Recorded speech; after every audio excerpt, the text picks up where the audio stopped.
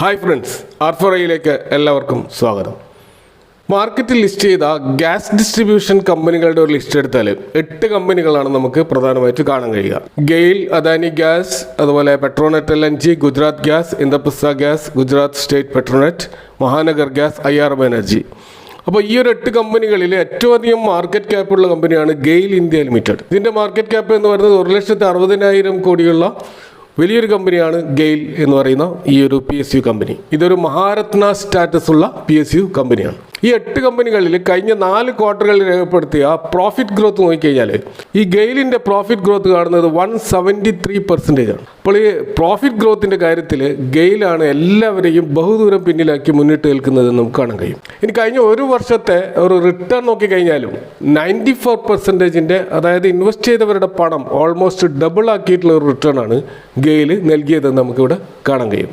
ഗെയിൽ എല്ലാ ഗ്യാസ് കമ്പനികളെയും പിന്നിലാക്കിക്കൊണ്ട് നന്നായിട്ടുള്ള ഒരു പെർഫോമൻസാണ് കാഴ്ചവെച്ചത് നമുക്ക് കാണാൻ കഴിയും. ഇത്ര നല്ല ഒരു പെർഫോമൻസ് ഉണ്ടായിട്ടും സ്റ്റോക്കിൻ്റെ PE ഒരിക്കലും എക്സ്പെൻസീവ് ലെവലിലേക്ക് പോയതായിട്ട് നമ്മൾ കാണുന്നില്ല. ഇപ്പോൾ ഇൻഡസ്ട്രി PE 19.4 ആണ്. ആ ഇൻഡസ്ട്രി PEയുമായിട്ട് കമ്പയർ ചെയ്യുമ്പോൾ ഇതിൻ്റെ PE എന്ന് പറയുന്നത് 14% മാത്രമാണ്.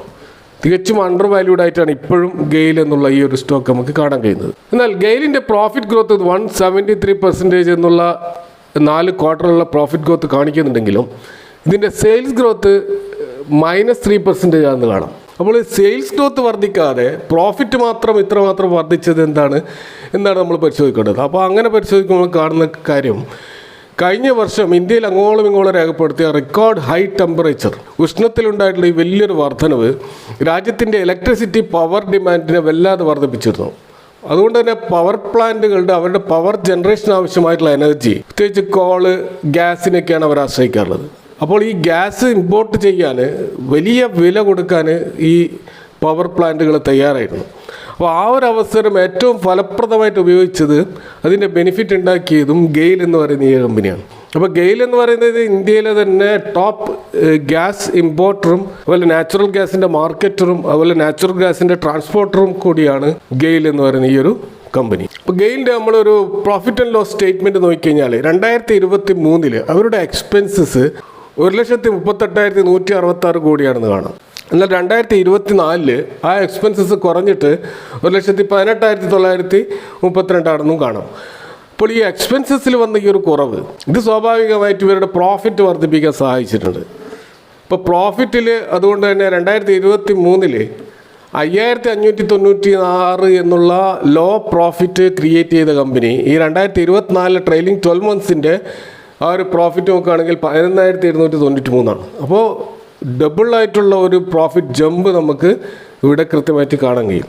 അപ്പോൾ ഇതിനുള്ളൊരു കാരണം 2022-23 റഷ്യ ഉക്രൈൻ വാറിൻ്റെ സമയത്ത് ഗ്ലോബൽ ഗ്യാസ് സപ്ലൈ വളരെയധികം ക്ഷാമം നേരിട്ട ഒരു സമയമായിരുന്നു. കൂടാതെ ഗ്യാസിൻ്റെ ഇൻപുട്ട് കോസ്റ്റ് വളരെയധികം കൂടിയ ഒരു സമയമായിരുന്നു. അതുകൊണ്ട് തന്നെ അത് ഈ ഗെയിലിൻ്റെ പ്രോഫിറ്റബിലിറ്റിയെ വലിയ തോതിൽ ബാധിച്ചിരുന്നു. അപ്പോൾ ഈ ഏറ്റവും അധികം ഈ ലിക്വിഫൈഡ് നാച്ചുറൽ ഗ്യാസ് ഇമ്പോർട്ട് ചെയ്യുന്ന ഗെയിലിനെ സംബന്ധിച്ചിടത്തോളം അവരുടെ പ്രോഫിറ്റ് വലിയ തോതിൽ തകർക്കപ്പെടാൻ ഇതൊരു കാരണമായിരുന്നു. എന്നാൽ പിന്നീട് റഷ്യ ഉക്രൈൻ വാർ ഒരു വലിയ ഗ്ലോബൽ ഇഷ്യൂ അല്ലാതായി മാറുകയും ഗ്ലോബൽ മാർക്കറ്റ് നോർമലാവുകയും ചെയ്തതോടുകൂടി സപ്ലൈ കൂടുകയും അതുകൊണ്ട് തന്നെ നല്ല തോതിലുള്ള ഒരു പ്രോഫിറ്റ് മാർജിൻ ഇവർക്ക് കസ്റ്റമേഴ്സിൽ നിന്ന് എടുക്കാൻ സാധിക്കുകയും ചെയ്തു. അപ്പോൾ അതാണ് ഗെയിലിൻ്റെ പ്രോഫിറ്റബിലിറ്റി എത്രയധികം വർദ്ധിക്കാനുള്ള കാരണം. അപ്പോൾ ഗെയിൽ അവരുടെ ബിസിനസ് ഇൻട്രസ്റ്റുകൾ പല മേഖലകളിലേക്കും വ്യാപിപ്പിക്കുകയും ചെയ്തിട്ടുണ്ട് എന്നുള്ളത് നമ്മൾ നോക്കേണ്ടതുണ്ട്. അതും ഇവരുടെ പ്രോഫിറ്റബിലിറ്റി വർദ്ധിപ്പിച്ചിട്ടുണ്ട്. ഇപ്പോൾ solar, wind power, telecom, telemetry services, അതുപോലെ ഇലക്ട്രിസിറ്റി ജനറേഷൻ, ഈ മേഖലയിലൊക്കെ അവർ കാലെടുത്ത് വെച്ചിട്ടുണ്ട്. അതുകൊണ്ട് തന്നെ അതൊക്കെ ഇവരുടെ പ്രോഫിറ്റബിലിറ്റി വർദ്ധിപ്പിക്കാൻ കാരണമായിട്ടുണ്ട്. കൂടാതെ കമ്പനി അവരുടെ ക്യാപിറ്റൽ എക്സ്പെൻഡിച്ചർ വർദ്ധിപ്പിച്ചുകൊണ്ട് എക്സ്പാൻഷന് വേണ്ടി ശ്രമിച്ചുകൊണ്ടിരിക്കുന്ന ഒരു കമ്പനി കൂടിയാണിത്. ഈ കമ്പനി 10,500 കോടിയാണ് അവർ ഫൈനാൻഷ്യൽ 24 CapEx എക്സ്പെൻഡിച്ചറിന് വേണ്ടി മാറ്റിവെച്ചത്. അതുപോലെ FY25 അത് 8,900 കോടിയായിട്ടും മാറ്റിവെച്ചിട്ടുണ്ട്. ഇവർ 2025 ഡൈവേഴ്സിഫൈഡ് പോളിമർ മാർക്കറ്റിംഗ് പോർട്ട്ഫോളിയോ വർദ്ധിപ്പിക്കാനും അതുപോലെ 3000-ലധികം CNG സ്റ്റേഷൻ ഓൾ ഇന്ത്യ ലെവലിൽ സ്ഥാപിക്കുവാനും അതുപോലെ 20,000 കിലോമീറ്റർ കൂടുതൽ നാച്ചുറൽ ഗ്യാസ് നെറ്റ്വർക്ക് എക്സ്പാൻഡ് ചെയ്യാനും അതുപോലെ 1 കോടിയിലധികം PNG കണക്ഷൻസ് നൽകാനും ഒക്കെയുള്ള ബൃഹത്തായ പദ്ധതികളാണ് ഇവരുടെ ഫൈനാൻഷ്യൽ ഇയർ 25 ടാർഗറ്റുകൾ. അപ്പോൾ അതൊക്കെ മീറ്റ് ചെയ്യുകയാണെങ്കിൽ ഫ്യൂച്ചറിലും നല്ലൊരു പ്രോഫിറ്റബിലിറ്റി കമ്പനി ക്രിയേറ്റ് ചെയ്യും എന്നാണ് നമുക്ക് അവരുടെ ബിസിനസ് പ്രസൻറ്റേഷനിൽ നിന്നൊക്കെ മനസ്സിലാകുന്ന കാര്യം. ഇവരുടെ ഒരു റവന്യൂ മിക്സ് നമ്മൾ നോക്കിക്കഴിഞ്ഞാൽ ഈ ട്രാൻസ്മിഷൻ സർവീസിൽ നാച്ചുറൽ ഗ്യാസ് ട്രാൻസ്മിഷൻ ചെയ്യുന്നതിൽ നിന്ന് ഇവർക്ക് 6% റവന്യൂവും, അതുപോലെ LPG ട്രാൻസ്മിഷനിൽ നിന്ന് ഇവർക്ക് 0.4% വരുമാനവും മാത്രമാണ് കിട്ടുന്നത്. എന്നാൽ ഇവരുടെ പ്രധാനപ്പെട്ട വരുമാനം എന്ന് പറയുന്നത് നാച്ചുറൽ ഗ്യാസ് ട്രേഡിങ്ങിലാണ്. അതിൽ 78% ആണ് ഇവരുടെ മേജറായിട്ടുള്ള വരുമാനം വരുന്നത്. അതുപോലെ പെട്രോ കെമിക്കൽസിൽ നിന്ന് 4%, LPG ലിക്വിഡ് ഹൈഡ്രോ കാർബണിൽ നിന്ന് 3%, സിറ്റി ഗ്യാസ് ഡിസ്ട്രിബ്യൂഷനിൽ നിന്ന് 7%, മറ്റ് വരുമാനങ്ങളായിട്ട് 1% ഒക്കെ ആയിട്ടാണ് ഇവരുടെ റവന്യൂ മിക്സ് നമ്മൾ കാണുക. അതുപോലെ ഇന്ത്യയിൽ നിന്നാണ് പ്രധാനപ്പെട്ട വരുമാനം. 92% വരുമാനം വരുന്നത് ഇന്ത്യയിൽ നിന്ന് തന്നെയാണ്.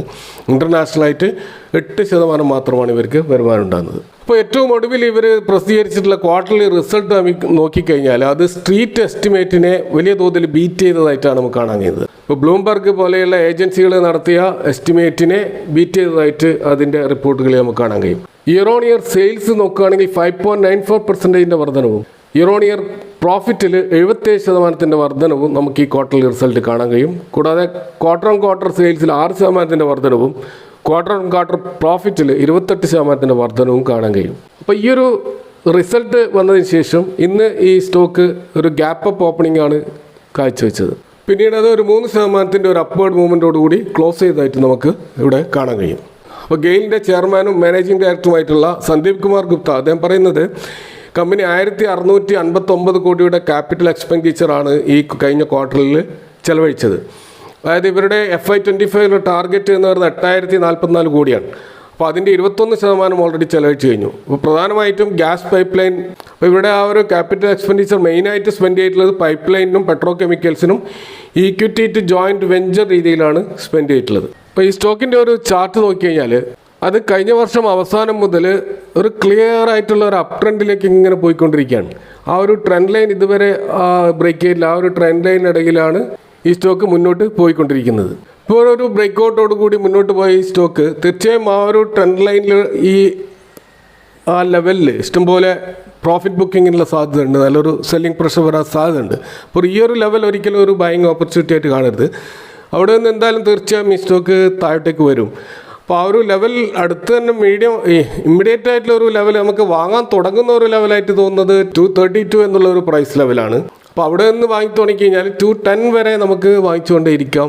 കാരണം അതിൽ താഴോട്ടേക്ക് പോകാനുള്ള സാധ്യത വളരെ കുറവാണ്. അപ്പോൾ ആ ഒരു 230 ലെവലിൽ നല്ലൊരു ബൈയിങ് ലെവൽ ഓപ്പർച്യൂണിറ്റി ആയിട്ട് നമുക്ക് ഈ സ്റ്റോക്ക് കാണാവുന്നതാണ്. കാരണം ഇത് ക്ലിയർലി ഒരു അപ് ട്രെൻഡാണ്. കൂടാതെ കമ്പനിയുടെ ഫ്യൂച്ചർ ബിസിനസ് എസ്റ്റിമേഷൻസ് ഒക്കെ ആ രീതിയിലാണ് നമുക്ക് കാണാൻ കഴിയുന്നത്. അപ്പോൾ അതുകൊണ്ട് തന്നെ ഈ സ്റ്റോക്ക് നല്ലൊരു ലോങ് ടേം പിക്കായിട്ട് നമുക്ക് കാണാവുന്നതാണ്. അപ്പോൾ ഗെയിൽ സ്റ്റോക്കുമായിട്ട് ബന്ധപ്പെട്ട് പറയാനുള്ള കുറച്ച് റിസ്ക് ഫാക്ടർ നോക്കുകയാണെങ്കിൽ പ്രധാനമായിട്ട് ഈ എനർജി മേഖല ഇൻ്റർനാഷണൽ ലെവലിൽ ഉണ്ടാകുന്ന ചെറിയ ചെറിയ യുദ്ധങ്ങൾ, മറ്റ് പ്രശ്നങ്ങളൊക്കെ പ്രൈസസിൽ ചെറിയ വേരിയേഷൻസ് ഒക്കെ ഉണ്ടായിരിക്കും. അപ്പോൾ അത് സ്വാഭാവികമായിട്ടും ഇതിൻ്റെ പ്രോഫിറ്റബിലിറ്റി ബാധിക്കാറുണ്ട്. കൂടാതെ ഇത് ബേസിക്കലി ഒരു PSU കമ്പനിയാണ്. സ്വാഭാവികമായിട്ടും സർക്കാർ പോളിസികൾ ഗ്യാസ് റിലേറ്റഡ് ആയിട്ടുള്ള ഗ്യാസിൻ്റെ പ്രൈസ് കുറക്കാനുള്ള എന്തെങ്കിലും തീരുമാനങ്ങളൊക്കെ വന്നു കഴിഞ്ഞാൽ സ്വാഭാവികമായിട്ടും അത് ഗെയിലിൻ്റെ പ്രോഫിറ്റബിലിറ്റിയെ ബാധിക്കും. അപ്പോൾ ഇത്തരത്തിലുള്ള റിസ്ക്കുകൾ ഈ സ്റ്റോക്കിലുണ്ടെങ്കിലും ഇതിൻ്റെ കറണ്ട് പെർഫോമൻസ് വെച്ചിട്ട് ഇതിൻ്റെ ഫ്യൂച്ചർ വളരെ ബ്രൈറ്റ് ആണെന്ന് നമുക്ക് കാണാൻ കഴിയും. എങ്കിലും ഇതൊരു ബൈങ് റെക്കമെൻഡേഷനായിട്ട് ഇവിടെ അവതരിപ്പിക്കുന്നില്ല. ഇത് ഒരു സ്റ്റഡി പർപ്പസിന് വേണ്ടി മാത്രം ഈ സ്റ്റോക്കിൻ്റെ ഈ കമ്പനിയുടെ ബിസിനസ് മനസ്സിലാക്കാൻ വേണ്ടി മാത്രമാണ് ഇവിടെ ചെയ്തിട്ടുള്ളത്. നിങ്ങളുടെ പണം നടത്തിക്കൊണ്ട് മാത്രം ഇൻവെസ്റ്റ്മെൻറ്റ് ചെയ്യുക. Thank you for watching. See you next time with another video.